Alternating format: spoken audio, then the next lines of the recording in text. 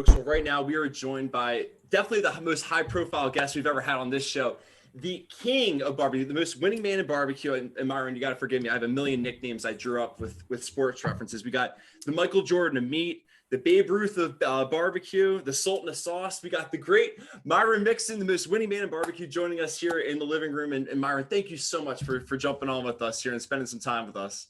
Glad to be with you. Well, I'll tell you, I first of all, I was texting everyone up here, and we were just talking about, obviously, before we jumped on the show, barbecue maybe isn't the biggest profile thing in Pennsylvania. So the fact, like, everyone was texting me this week, they're like, I saw the guy, he just won another championship. He's the guy to come on your show. I was like, this guy is the Michael Jordan of barbecue. When you want to talk about the greatest of greatest, it's Myron Mixon, 100%. So we were just graced by your presence. Well, I'll tell you what, I'm glad to be with you. And yeah, we did. We just won our 5th world championship. Oh my God. And looking at your resume too, that's just the start of it. 5 world championships. We got 1,800 barbecue trophies, 200 grand championships, 30 state championships, 8 team of the years, 11 national championships. I've never seen a resume like this, by the way, in my entire life. TV star, mayor of your city, award-winning author. The list goes on and on, Myron. I mean, it's so I guess my co-host couldn't join me for this interview, but I feel like they'd be laughing right now. The normal question I usually ask when we get started on these interviews, and we'll obviously get to Keto BBQ in just a second, but the journey is something I always love talking about. And you don't just become the king overnight, right? It takes hard work, grit. No. I mean, my journey started at the age of like 9 or 10 years old. My dad had a takeout barbecue business, and he cooked old school. And he started me and my younger brother out that early, but not really to be pit masters. But at that time, growing up, you were like free labor to your dad and your parents. So you toted, you fetched, you went and got. And as you got older working in that business, you learned. You may have not wanted to learn, but you learned under protest maybe. And as I got older, I got to where I liked it. I mean, I got to want to emulate my dad, Jack Mixon, and his skill and his ability to cook barbecue. And then when I got the opportunity, I took that knowledge and started competing in 1996. And I saw in that competition, it was in Atlanta, I guess, in 96, where you came first in whole hog, third in shoulder. And I also saw a tidbit how, you helped your parents develop it, like work with their sauce and try to promote that as well, smoking meats. Like that to me is the coolest background, just how you were helping your family and stuff. And to your point, and then Jack's Old South is named after your father. I guess, do you mind just speaking to just how important that was, your family aspect, and how it brought you to where you are now? I mean, it's huge. And I think today that, a lot of businesses miss that. I've been in business, never worked for anybody but myself or my dad my whole life. Not many people can say that. But the thing about it is, not only have I worked with my dad, I've worked with my brother, Tracy, my whole life. And Tracy still works here with me. Matter of fact, we're next door neighbors. And, my wife ships all the packages and all the sauces and rubs that's ordered online. I got friends and family that help me with all the cook schools that's on the team. I mean, I've always had businesses, or this business especially, where it revolves around me being with my family. And that makes a difference. Oh, absolutely. It's all the muscle in there. And to that point, the grit and the grind. I was reading, obviously, all your books, but obviously in Keto BBQ, the most recent one, which is incredible. I guess how much did just your family, just in general, all the influence over those years help you to get to where you are now, putting that book together and just all the input and help they had on it? Well, I mean, the thing is, my whole lifestyle and my business revolves around barbecue. I mean, I don't get to compete as much as I used to back in the day. For 15 years, I did 45 contests a year. Now, maybe if I'm lucky, I get to do 4 or 5 a year.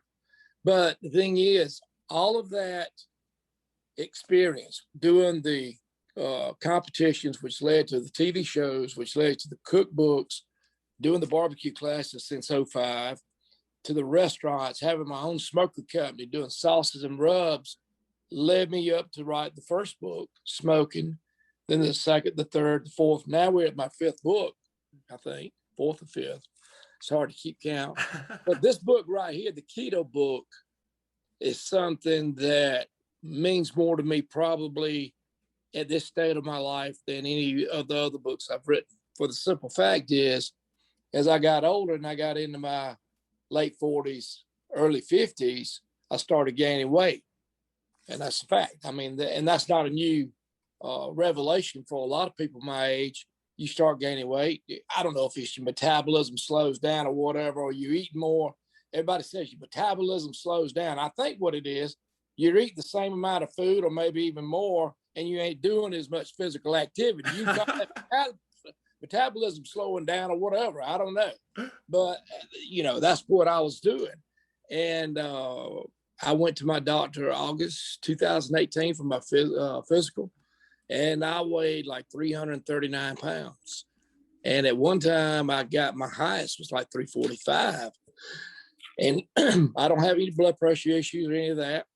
He said, but your joints, like your knees and your hips and your ankles, would really love you if you lose that extra person off of you.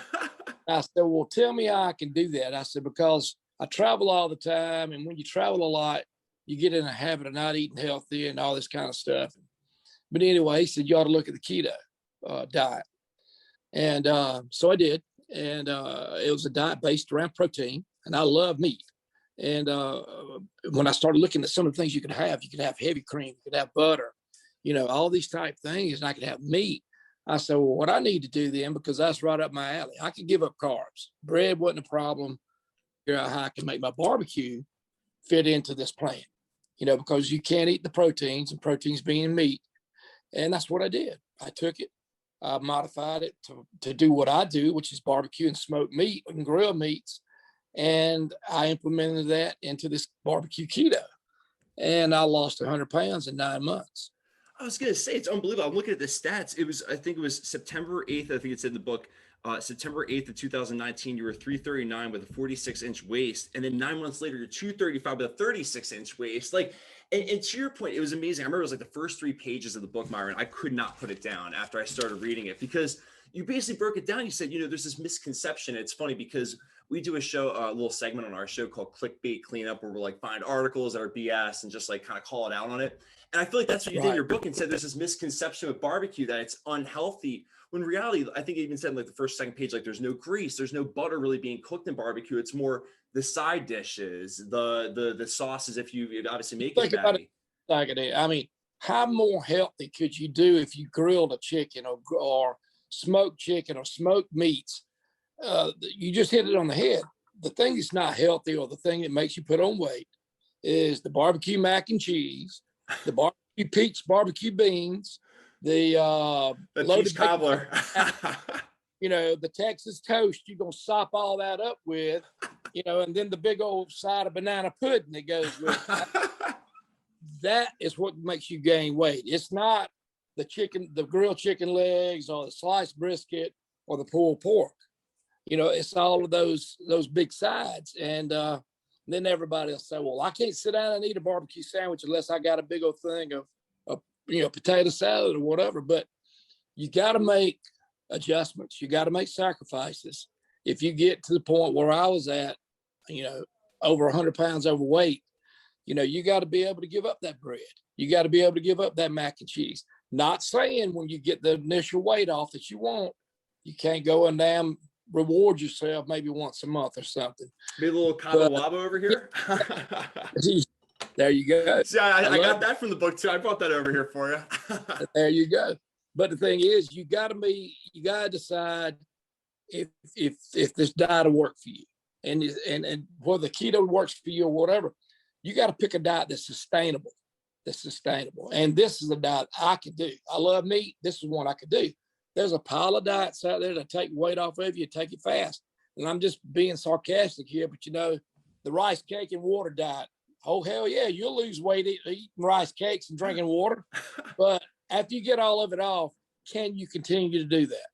No, you're going to jump back. You're going to gain back what you lost, and you're going to gain more than you lost. And you got to do something that's sustainable.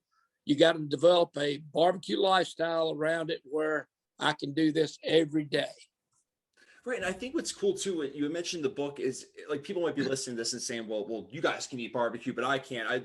I thought you guys broke it down really cool in the book, how basically with this keto diet, how it's instead of the sugars from carbs that you guys would be burning, you're just burning the fat off of the meats and stuff. And not all fat's bad, which I thought was really cool that you broke that down too. Exactly right. I mean, the thing about it is, and I'll tell you this, back in the 60s, they've always had heritage breed hogs. I'm going to talk about pork a minute. Heritage breed hogs. And those hogs are the ones that came over here from England back when this country first started. They're red meat hogs, high in marbling, high in fat content. Those are some of the brands or the breeds. Berkshire, which everybody's familiar with. Duroc now is back up. Poland, China, Yorkshire, Hampshire. All of these were heritage breed products that started out in the 60s when some scientists said all that fat in those hogs are really bad for you, blah, blah, blah, blah, blah. And they almost lost some of these breeds because they bred hogs up to almost 99% fat free. And about 20 years ago, you saw a resurgence, found out that there's some good fats and bad fats, and all of that wasn't really true. So now we're back to eating fatty or more fat content or more marbling in pork, just like you do a good ribeye. So fat, in my opinion, I drop the carbs because your body naturally burns carbs. When you drop the carbs, guess what it burns? It burns fat. And that's what you got to get off of. You got to get that fat off of.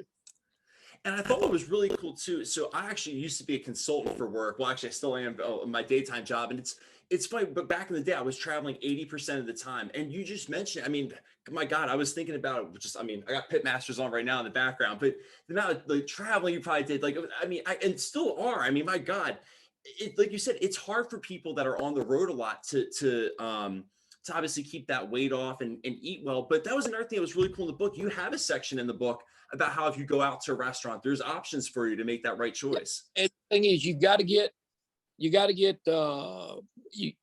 good inside your skin. And the thing is, what the general thing is about keto. You can have proteins, you can have certain veggies, and that's what you got to have. You got to stay away from the carbs and the sugars. A lot of people get on a diet, and then those folks around them in their social circle, they're not dieted. We're going out here, we're going out there. Well, I can't go with you because I can't find anything to eat when we go there. And all this, but you can. You know, the thing is, we can go to a fast food burger joint. All I got to do is I can order the double meat burger with cheese, take the bread off, take a fork and knife, and I can sit there and have the burger. You know, just the meat. Everybody else can eat up the bread. They can eat up the fries. You know, a lot of places I go, like Chick-fil-A. I go in there and I just get the grilled sandwich, take the bread off, eat the meat. I mean, you can still go out. You ain't got to sit there at home and pout because everybody else is going and eating pizza and fast food, White Castle burgers and all this kind of stuff. You can go too. You just can't eat the bread. Well, and to that point, not just to break down like all the different aspects of keto. First of all my roommates will be laughing right now because I had a bit of a renaissance, Myron, since I bought your book. I bought a whole let's see, I actually wrote it down. A whole brisket, made burn ends out of it, obviously. Wings, chicken thighs, beef broth from scratch was incredible. If there's oxtails in them, let's see, I made some Polish sausages, but I went a little off-road off the book. So I'm hoping, you know, and then had a little fun with it though. But to that point, I thought the coolest thing was, and anyone can attest, listen to this that knows me, I've been scared to make a brisket in my smoker for God knows how long, because I was just like, you know, no one up here in Pennsylvania really knows how to cook it, how to prepare it correctly. The way you prepare it, like in your books, the one thing I think is so cool is you break it down to layman's terms. Like you break, like when someone's looking at a brisket that maybe never saw one before, like you break it down into such terms that someone could, for the first time, just work through it. And hey, it worked for me. And I guess at that point, like, I think that's something that's incredible. What's it been like just to be able to give back to folks and be able to have that gift to be able to teach folks and let them be able to go after barbecue and, you know, and explore that gift themselves? Well, the thing about it is I've been teaching classes since 05 and I love teaching. I love teaching now better than anything I do. Of course, it does make me money. But the thing about it is last year during COVID, I couldn't do classes. So I started doing some Facebook Live, because I still wanted to interact with my fans. I wanted to interact with barbecue enthusiasts, people that wanted to do. And I started doing right there on Facebook Live. We did brisket. We did them I did them every other week for like 6 months. And it was awesome. I mean, I loved it. But now, of course, we're back to doing classes. Got a class that's going to be coming up this weekend. Matter of fact, when I get up through with you, we'll get ready for the meet and greet dinner tonight. Oh, I love it. Yeah. For the way my classes work, we take up to 65 students, hands-on. Everybody's touching meat. We'll cook over 800 pounds of meat in the class. And then we'll go out and tonight's the meet and greet dinner. We have fried catfish and fried chicken tonight. Hand-cut fries, homemade coleslaw, homemade banana pudding. And I tell the class, this will be the last time this weekend that you eat anything fried. Everything else will be smoked, grilled, cooked on the smoker. But everybody likes to get their fried fats and all that stuff one more time before the weekend starts. So I'm trying to think, how long of a drive would you think it would be from Philadelphia down to Georgia? It's probably You need to 12 hours? You need to catch the fastest plane you got there in Philly, bring it down to Atlanta, and I'll come pick you up. There we go. I love it. It's fun. Myron, if you like this interview, I'm so down to come down to one of those classes. I would like just learn from the master. Oh my God, that'd be like a dream. It'd be like Babe Ruth teaching you how to hit baseball. But let me ask you this too. I think there's so many cool things, and one other thing I thought was neat with the book was monk fruit sweetener. I thought you had a cool tidbit in there about how like there's a lot of sweets and sauces and like people trying to add different additives to try to, and there's a lot of junk in that. And I'm not gonna lie, when I've been trying to smoke meats unsuccessfully, for a couple months, a couple years now, but now I did the keto one, it like I feel better the next day. You don't feel like a meat hangover or something like that the next day. It's much cleaner. That's right. I mean, you're very limited in fine if you got to have the sugar and you can't give it up. Monk fruit extract, 100% pure. Don't get it where it's got that whatever that fake ingredient that a lot of them add to it, and it's expensive. It's not cheap. But the thing about it is, to be healthy, it's worth spending that money if you need that sugar substitute, which is monk fruit extract. And the thing about it is, if you're using 1 tablespoon of regular sugar, monk fruit is so sweet that you need to use half. But it's all natural. It's no carbs. I mean, it's great. It's awesome. And the thing is, we're coming out where I've got a line of sauces and rubs. We're duplicating that same line of sauces and rubs, but it's going to be keto friendly. One of the questions I had was, so you guys won another world championship this past weekend. Did you guys use the keto recipes and stuff in the book for that? No, I didn't use the keto recipes in the book there. We went strictly by our comp, what we always do in barbecue contests. We did change up 2 things. I changed the injection a little bit before we went to this contest, and we set 2 of our brand new gravity feed hog cookers, which are gravity feed, meaning charcoal gravity feeds, where they burn down on our trailer. We took our water cookers off, put the gravities on. They'd never been cooked on until we fired them up for the championship. Oh my God, this is like, I'm like listening to a mad scientist just work in the lab. This is incredible. Well, let me ask you a couple miscellaneous questions. So, we're a sports show, so and that's probably, you're probably wondering, like, what the hell does a Pennsylvania sports podcast want to do talking to us? That's why we call our show Living Room Sports Talk, just because we love, and our company's called SideTracked because we're always, getting sidetracked talking about whatever. But to that point, tailgating is obviously a big thing we all love. So I got to ask you, is there any tailgating scene you love, and obviously just, I know you love cooking and entertaining for folks. Is there any sports scene you ever love, like doing a whole hog or any like SEC football games or anything like that? Well, the thing is, my youngest son, Michael, he's a big University of Georgia Bulldog guy, and he's got a food truck in Athens. So he's right there in Athens, Georgia. He's got his food truck, and they go up there and they do the whole hogs, and they get out there mixing and mingling with everybody, and they have a great time. But he just turned 30 years old. I'm 58, fixing to be 59. I try to stay out of the middle of all that. I used to be right up in it, but I can't hang no more. I'm also dying to my one roommate. He asked me if I could tell you one question during the interview. He named his fantasy football team after you, Myron Mixon's Barbecue, because he figured, he's like, I want to be the champion. So like, if I'm going to, so have you ever had a fantasy football team named after you before? Is that a first? No, I've never had a fantasy football team named after me. No. Well, and to that point, let me ask you this. Just, I was curious, I'm obviously watching Pitmasters all the time. I think the one thing that's really cool for, especially folks maybe up in the Northeast, like where I'm from, they don't understand the nuances of barbecue, how there's Texas barbecue, Georgia barbecue, the Carolinas, obviously with the pork, Kansas City with the sauce, and Memphis with the ribs. So is there any barbecue style you like more, or like any type of those regions where you favor that or anything like that? Well, I was born and raised being from Georgia and South Georgia. And Georgia, traditional barbecue, if you went and you picked and you want to make traditional barbecue, it's a lot like Carolina barbecue. It's vinegar based, where you mop the hogs. And when you talk about barbecue back in the day, and even now, you say barbecue, they talk about pork barbecue. They're not talking about beef, even though you got a lot of restaurants now in Georgia that serves brisket, that serve beef ribs, as well as the pork. But in the day, you said barbecue, you talked about whole hogs, you talked about cooking hams, you talked about cooking pork butts. And that's what I was raised on. And that's what I love. I mean, I love the vinegar-based sauces. I make great sweet sauces. I make them smoky with honey and everything else. But my preference is that vinegar-based sauce, old school. I love it. And that's the other thing I thought was the coolest thing. And my friends can attest, reviewing my barbecue. You're like Willy Wonka with like the everlasting gobstopper. Like the sauce, the rubs, like they complement each other so well. And then I feel like you bite into the food, you swallow it, and you still feel like you're tasting it like a couple seconds later. It's like, it's just amazing. Like, how did you get to like be so good? I feel like it's like such a schoolgirl question to ask you, but how did you master just that complementariness between the sauce and the rubs? I can tell you this, when I first started competing, I would like to think probably I was the first one in competition that made a job out of it, because for 10 years I lived off prize money. So I had to go and make sure I had an edge, where most of the teams at the time was like a group of guys and gals got together on weekends, went out and they competed.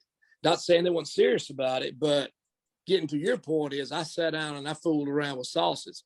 Even though I preferenced vinegar barbecue sauces, I knew that wasn't what everybody wanted. And I kept fooling with them and playing with them. And it took me a span of 4 or 5 years to get where I felt this sauce was good middle of the road. And I got to work with that to make it happen.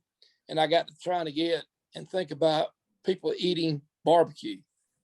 Everybody doesn't love spicy. Everybody doesn't love, a vinegar-based barbecue sauce, but everybody just about loves something sweet. And then you got to pick out how strong or sweet you want, how mild, and make it all work, and do layers of flavor. Also with the rubs, you want a little sweeter rub, and make it all happen. And you got to get in the mind of the people that's going to be eating your food. And everybody said, "Oh, but you do." And I'm going to tell you just another thing in reference to that. When I think about when you're chicken boxes, when you do the turning chicken boxes, you need to think about this. People like food with handles. You go to the fair, what do? You got a corn dog on a stick, got cotton candy on a stick, caramel apple on a stick, roasted corn on a stick, chicken leg has got a handle. So I turn in chicken legs when I turn in my entry for chicken category. Well, I think that's one of the coolest things too. Watching pit masters, I feel like you guys specialize in that. And it was like making this the pit masters have to do different things on the fly and like know the science of the cook, right? Like I think most common people, maybe they throw the channel and they're thinking, oh, it's whatever makes the best ribs that day. It's like, no, there's a science behind it and understanding why the food's made. And I can't, I feel like you're the master at just like all of that, just understanding like why the food's cooked the way it is and why all the rubs and sauces and spices like work to that food.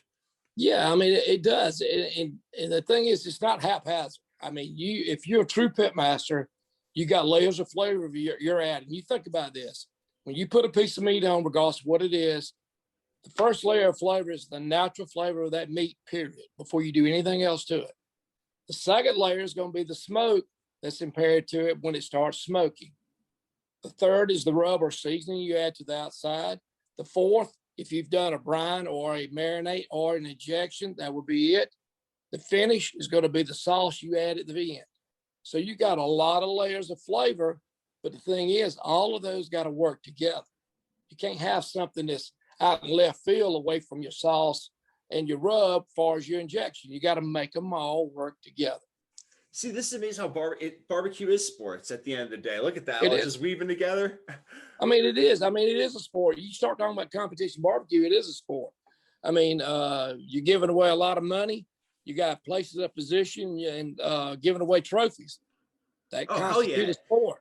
And not to mention the physical exercise. I mean, I'm doing a stupid cook on like my porch and I'm like burning 1,000 calories just going back and forth. I can't imagine I was reading that too, like how you were saying before when you were doing 45 cooks a year, how much work and just how much grind is it. I guess that point, like, I think people think a competition just means you cook your food, you turn it in, just hope for the best. Like how much grind goes into that and the amount of hours and preparation that goes into being a champion. A lot different too. A day's a lot different too. You got a lot of people in RVs and air-conditioned trailers like I got now. Back in the day in 96, nobody had that. Everybody was out there pulling open trailers, cookers on them, setting up tents, driving steaks, batting down the hatches. You're out in the bad weather, the good weather. You didn't have an air conditioned little kitchen you jump in like we do today. And not saying that I was the only one out there struggling, that everybody was, but it made us appreciate what we got today, and it hardened us. And I would go cooking tornadoes. It didn't matter to me. I've been in contests where tornadoes showed up, and I mean, I loved it. But today, now I got the big enclosed trailers, the air conditioned. And let me tell you something, Hogs, I damn appreciate it too. Because I was in all those years where July, and I'm out there with the flies and the gnats and, trying to compete. And, I wasn't by myself. Everybody else is doing the same thing. But I would give up my AC now. Well, let me ask, this could be the cheesy question to ask you, but what's it like? I guess I'll almost go from a competitive standpoint, like everyone gunning for you. You're the king. Like everyone knows that. Like when you show up, it's like, there's Myron Mixon. Like he's the LeBron James, the Michael Jordan. And what's it like that rush just to show up to an event and know that you set the tone, if you will? Well, I mean, back even when I was, we had a lot of great success and started winning early in my career. And the more you win, the more people want to bring you down. I mean, I've been to contests before where you got 3 categories, and I'd wind up winning the grand, but I might have not have placed in the 3 categories. One of them I might not have placed high, but I still won the grand championship. And I'll have somebody walk over in that category. I didn't finish high. Maybe I finished 10th in ribs that day, but I still won the grand championship. And that guy walked over and said, I finished 9th in ribs today. I beat you. Now look at it. Yeah, you did. I said, but I won the grand. You say, just kiss that ring. But no, I mean, everybody wants to beat who's ever they believe in their mind is the best, and that's just part of it. Well, and let me ask you this. I'm curious because I was trying to find something before the interview. I was like, I gotta find like another hobby. Well, actually, I have 2 questions for you. One, have you ever had a Philly cheesesteak before up here? No, never have. All right. So this is perfect. If you ever have a bucket list item, we will show you like not just like the Pats and Geno's, like the place you'd find on Google, like hole in the wall, like John's Roast Pork, Sonny's. We'll show you a good time up here. And next time you're on like the Today Show or something, we'll get you down the Philly area. Love to. Yeah, it'd be great. We got to go grab some Cabo Wabo. Now let me ask you, do you have any other hobbies? That was the question I was going to ask. Outside of smoking meats, I was like trying to find something. Be like, so you golf or so you do this? Like, what is Myron Mixon outside of barbecue? Well, the thing is, I mean, when I'm not doing something with the business, most of the time I'm at home. We got a second home in Gatlinburg, Tennessee. We go up and just relax. But if I got the opportunity, because my dad was a great fisherman, and he used to make, not ask, he used to make me and my brother go with him fishing. And he made work out of it because he was that good. I mean, we catch fish, he was one of those guys, Jack Mixon, could catch fish in a raindrop. I mean, he was that good. And but now when me and my brother has got the opportunity, we like to get a couple of our barbecue friends and go up and fish for brim and white perch, or what they call crappie, up in Tennessee. We have a great time doing it. Matter of fact, we got to do it in 19 for the first time, probably in 20 years. We just made time. We took off 3 or 4 days during the week. Weekends are hard. And my brother and I, Tracy, went up there and caught fish, and it was awesome. It was awesome. And I'm looking forward to doing it again. But my wife then told me she loves to fish too. Before I take him, I had to take her up there to the damn fishing camp first. I got to get her on up there, and then me and my brother can go back. I love it. And let me ask you, is there anything you're doing to celebrate winning the 5th grand world championship, and just anything like taking any time off to celebrate? No, man. The contest was over Saturday. We drove the rig back, which was a 9.5-hour ride back from Memphis to Unadilla, Georgia. And Monday morning, I hit the ground running doing some mayor stuff.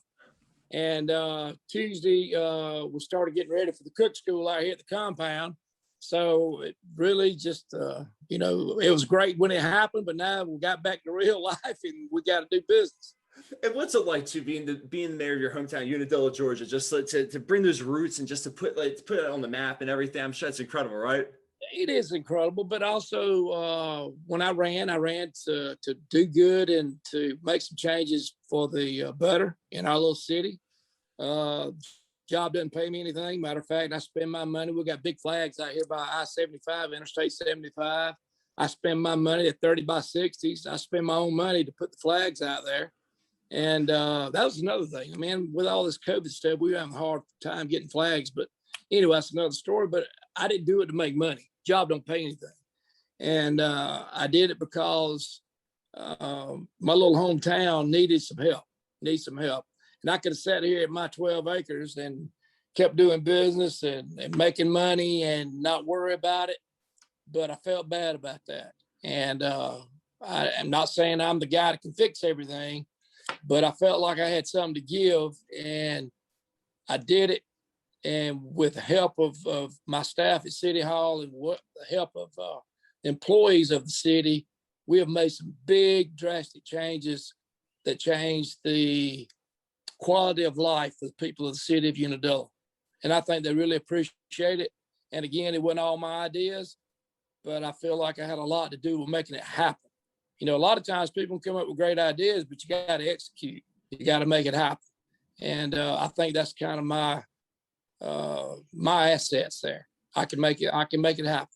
Well, I think, Myron, that just speaks to the type of person you are, whether it's you're helping your family in your early career with that grit, helping your community now. I mean, just everything in between. I think that just speaks to the type of person you are, giving and caring about others and just, you know, giving back to that community. I think it's incredible. Well, I appreciate that. But again, you got a lot of people like that around this world. If it wasn't, we wouldn't be, you know, having the things happen to us that are good. You know, to have good things happen, you got to have good people making them happen. And thank God we got a bunch of them here in the city of Unadilla. I love it. And one last question I have to ask for you. Is there anything you need north of the Mason-Dixon line? Anything in the Pennsylvania spices, rubs, craft beer? I mean, I guess that's not on the keto diet anymore, but anything you need at all, we've got you covered up here. I would love to have one of those Philly cheesesteaks, but just leave the bread off, put all the cheese, the meat, onions. I'll take all of that. Y'all keep the bread. You know, I'll smoke some prime ribeye and try a recipe with that, smoke it off, and then we'll make it with no bread on it. That'll be perfect. Awesome, brother. Oh, Myron, well, thank you so much. Seriously, this has been absolutely incredible. We appreciate it. I mean, you are so busy. I cannot even put into words how much we're thankful for you spending the time with us and have fun at the dinner tonight, the welcome dinner. We were. And, you know, the only bad thing about it is I have to take the fried chicken and pull that crunchy skin off. I can't, but I might cheat a little bit tonight. My brother does the cooking, and he makes some awesome fried chicken and fried catfish. Well, so next time we'll link up. We'll either be up here for a cheesesteak or down there for one of your cooking schools. Let me tell you this. I ain't told you this. We're opening a Myron Mixon Pitmaster barbecue restaurant in Hoboken. There we go. That's not far at all from us. Oh, that's perfect. It's almost ready. We'll be opening up sometime in June. So keep a lookout on my Facebook page. We'll be up there in Hoboken doing a Myron Mixon Pitmaster barbecue. That's your backyard. Well, I was going to say, we'll come up there for it. Awesome. Oh, we'll come up there for it. You know, when we're doing our opening night, come up there and be my guest. Oh my God, we'd be honored. Are you kidding me? Oh my God, I'll reach out to Michael and we can coordinate everything, and we'll bring up those cheesesteaks for you. Sounds good, brother. Awesome, Myron. Well, thank you so much for joining us. Seriously, we cannot thank you so much for joining Liberty Sports Talk. It was unbelievable talking with you today. Well, keep doing the good work. Yep, likewise. Right back at you.